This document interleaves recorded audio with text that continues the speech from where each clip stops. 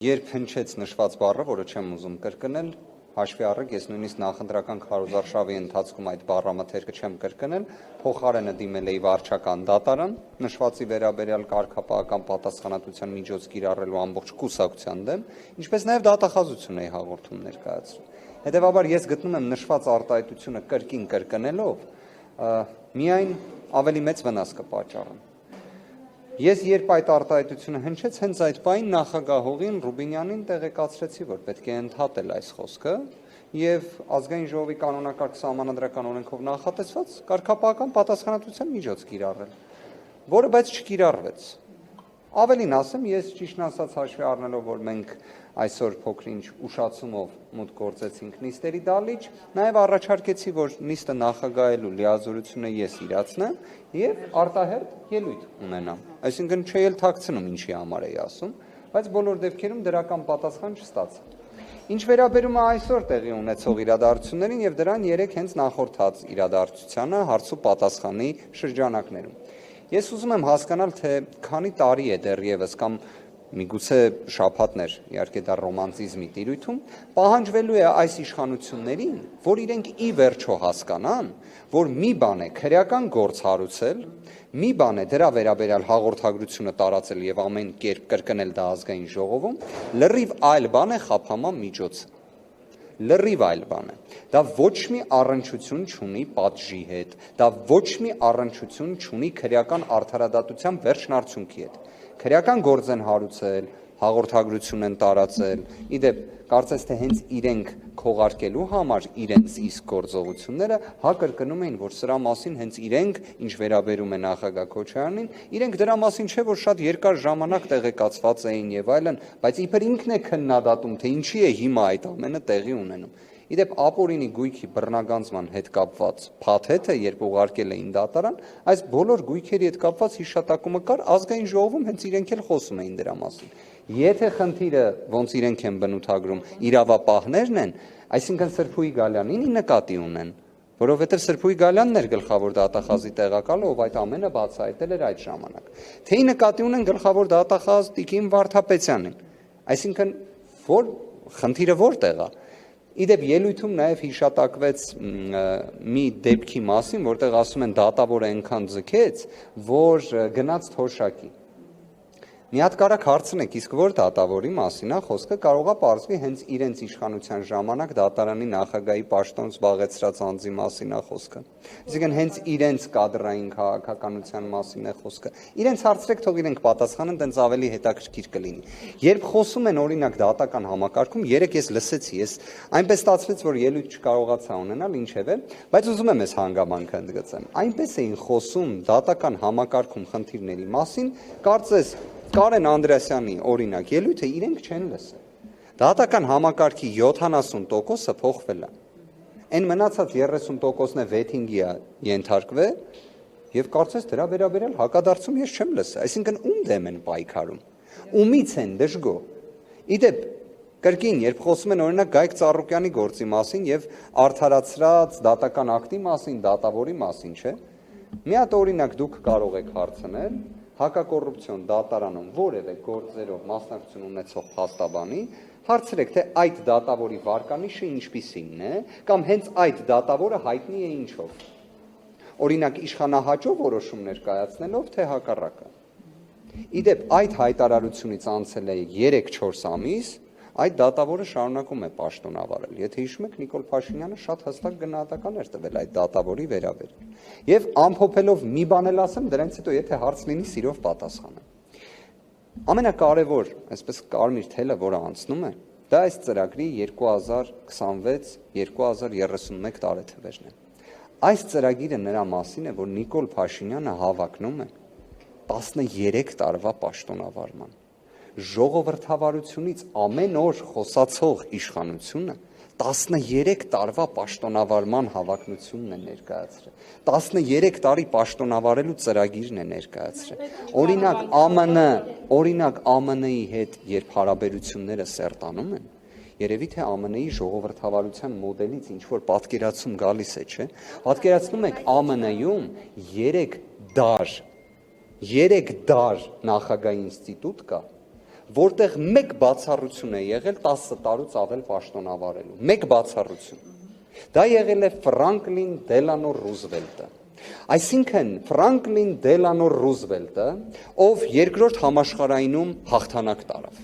ով կարողացավ հաղթահարել սոցիալ-տնտեսական ամենամեծ ճգնաժամը ԱՄՆ-ի պատմության շրջանակներում, խախտեց սահմանադրական այդ մշակույթը, որից հետո իրենք սահմանության մեջ ամրագրեցին, որ այլևս ոչ մեկ դա չկարողանա անել։ Հիմա Նիկոլ Փաշինյանը, ով 8 տարվա ընթացքում 3 պարտություն է բերել, սոցիալ-տնտեսական որևէ խնդիր չի հաղթահարել, արտաքին քաղաքականության սպառնալիքներ է բերել, օկուպացիա է բերել Հայաստանի Հանրապետությունում մինչ օրս եւ դրա հաղթահարման ուղղությամբ ոչինչ չի անում,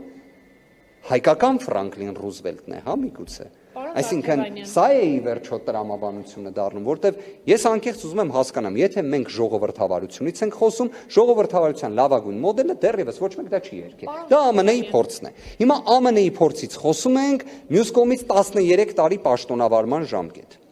Վայր դրեք մանդատները եւ հեղափոխություն արեք, հանրապետության հրապարակը ձեզ է սպասում, ասաց վարչապետ Նիկոլ Փաշինյանը։ Եթե հնարավորություն ունենանք, կարող ենք 2018 թվականի Նիկոլ Փաշինյանին հարց ուղենք, ինքը ինչի մանդատները չդրեց։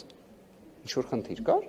Չէ, բայց ինչի մանդատը վայր չէր դնում 2018 թվականին, այն որ նաև միտքը շարունակեց էլ, ես ուշադիր լսեցի այդ հատվածը, որ Գյումրիից էլ քայլելը բան իրանք բոլորը ցույց են տվել, բայց ինքը ինչի են ժամանակ մանդատը չէր դրել։ Ինչ որ մի բան կա տարբերության, ես կարող եմ ձեզ մի բան ասել, դեռևս Հայաստանի Հանրապետության պատմության մեջ չի եղել այնպիսի կառավարության ծրագիր, որը ներկայացվել է վերջին 2 օրերին, թե հայ հասարակությունը ինչ գնահատական կտա ի վերջո այս կառավարության ծրագրին, կապրենք կտեսնենք, մի բան էլ կա, Հայաստանի Հանրապետությունում դեռ չի եղել իշխանություն,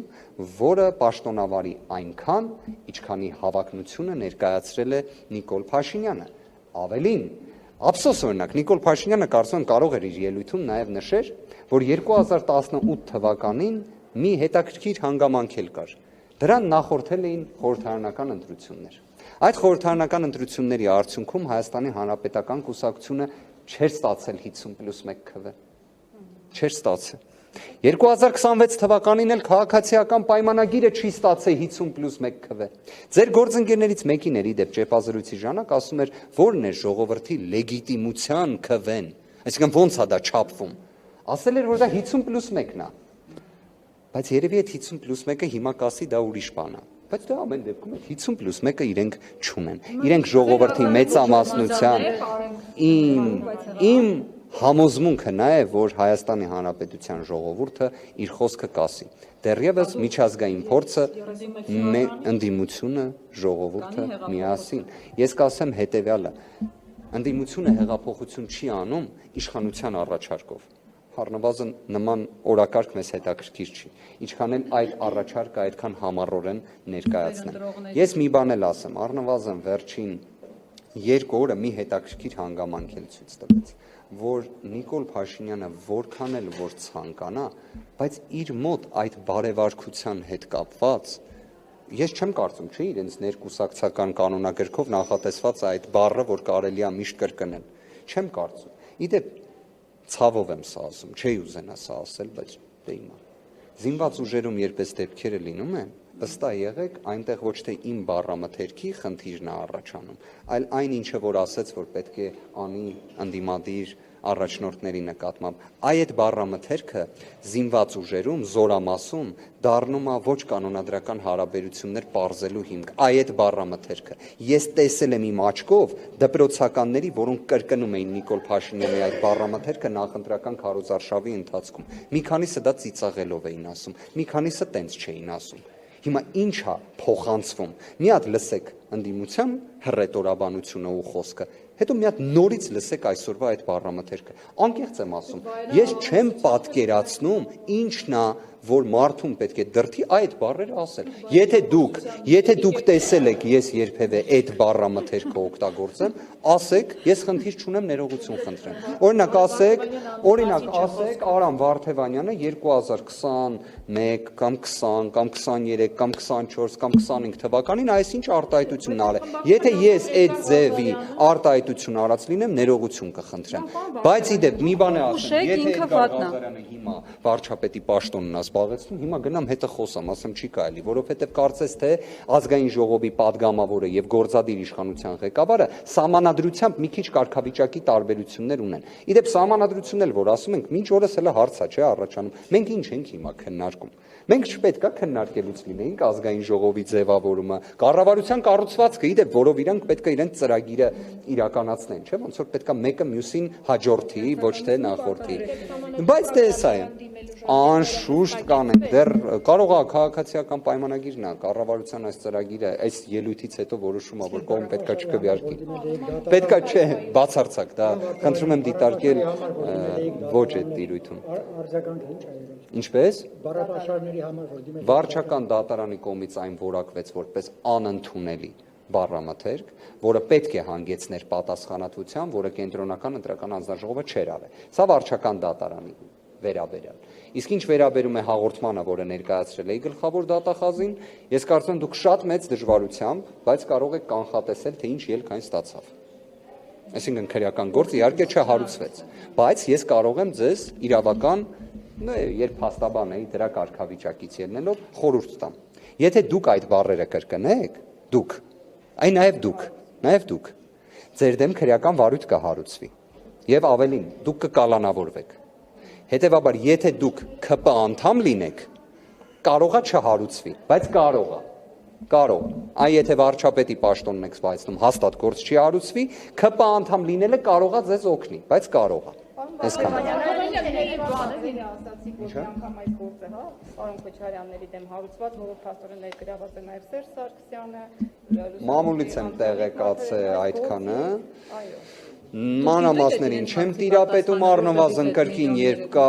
այս ինտենսիվ խափանման միջոցների վերաբերյալ խոսակցությունը, սա հերթական անգամ խոսում է նրա մասին, որ պարզապես իրավապահ մարմինները կամ առաջնորդվում են քաղաքական հրահանգներից ելնելով, կամ պարզապես խափանման միջոց ինստիտուտը ընկալելիության խնդիր ունի մեր իրավակիրառ պրակտիկայում, որի վերաբերյալ իդեպ կարող եմ նաև հայտնել, որ կարծես արտաքին դերակատարները ևս որոշ արձանագրումներ անում են։